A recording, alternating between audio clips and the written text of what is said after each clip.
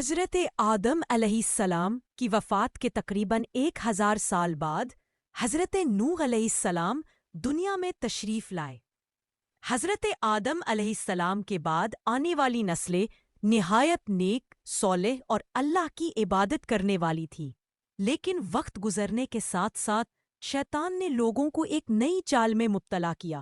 شیطان نے لوگوں کے دلوں میں یہ بات ڈالی کہ اپنے نیک اور صالح بزرگوں کی یاد کو باقی رکھنے کے لیے ان کے مجسمے بنا لو۔ ابتدا میں یہ مجسمے صرف یادگار کے طور پر بنائے گئے، ان کی عبادت نہیں کی جاتی تھی، مگر چند نسلیں گزرنے کے بعد یہی مجسمے عبادت کا مرکز بن گئے۔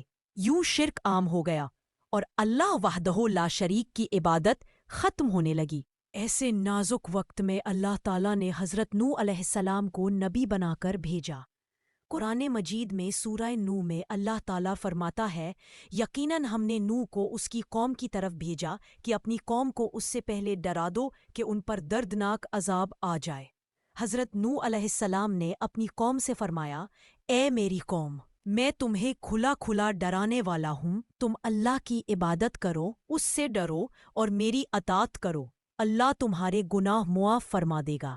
حضرت نوح علیہ السلام نے دن رات چھپ کر اور علانیہ ہر ممکن طریقے سے اپنی قوم کو اللہ کی طرف بلایا، گھروں میں جا کر، اجتماعات میں، تنہائی میں اور مجمعوں میں، مگر افسوس 905 سالہ طویل تبلیغ کے باوجود چند افراد کے سوا کوئی ایمان نہ لایا۔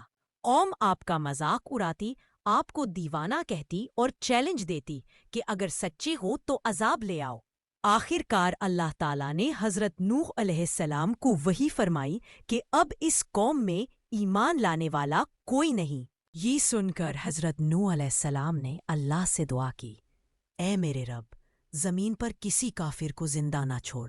اللہ تعالیٰ نے حضرت نوح علیہ السلام کو ایک عظیم کشتی بنانے کا حکم دیا۔ حضرت جبرائیل علیہ السلام کی مدد سے آپ نے پہاڑ پر کشتی بنانا شروع کی۔ لوگ آپ کا مذاق اڑاتے کہ یہ کیسا شخص ہے جو خشکی پر کشتی بنا رہا ہے۔ روایات کے مطابق یہ کشتی 100 سال میں تیار ہوئی۔ اس کی 3 منزلیں تھیں اور یہ اوپر سے بھی بند تھی تاکہ بارش کا پانی نقصان۔ اللہ کے حکم سے آسمان سے موسلا دھار بارش اور زمین سے پانی کے چشمے پھوٹ پڑے، ہر طرف طوفان آ گیا، پہاڑوں سے اونچا پانی ہو گیا۔ حضرت نوح علیہ السلام نے اپنے بیٹے کو پکارا کہ کشتی میں سوار ہو جاؤ، مگر اس نے انکار کر دیا اور پہاڑ پر پناہ لینے کا کہا۔ ایک زبردست موج آئی اور وہ غرق ہو گیا۔ اللہ تعالیٰ نے واضح فرما دیا کہ کفر نسب کو ختم کر دیتا ہے۔ 6 ماہ بعد طوفان تھم گیا، زمین نے پانی نگل لیا اور کشتی ایک پہاڑ پر ٹھہر گئی۔ حکم ہوا کہ سلامتی اور برکت کے ساتھ اتر آؤ۔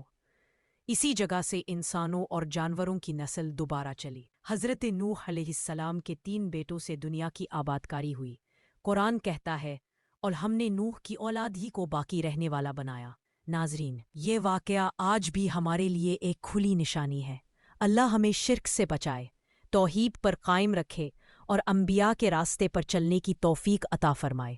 آمین۔ ناظرین، اگر آپ کو یہ ویڈیو پسند آئی ہو اور اس سے آپ کے علم میں اضافہ ہوا ہو تو ویڈیو کو لائک کریں اور ایسی ہی ایمان افروز اسلامی ویڈیوز کے لیے ہمارے چینل کو سبسکرائب کریں۔